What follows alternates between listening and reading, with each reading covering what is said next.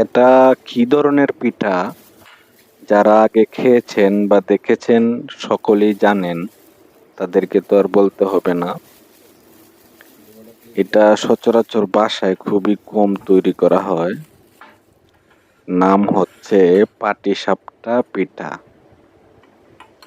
চিনি, নারকেল এগুলো দিয়ে, দুধ এগুলো দিয়ে পাটিসাপটা তৈরি করা হয়।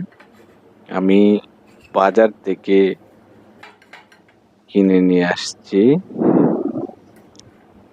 এনে চাকু দিয়ে কেটে ছোট করে নিতেছি।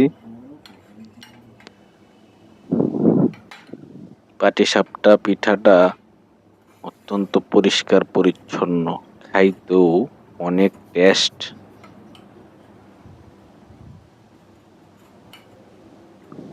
পাটিসাপটা পিঠা আমার খুবই পছন্দ।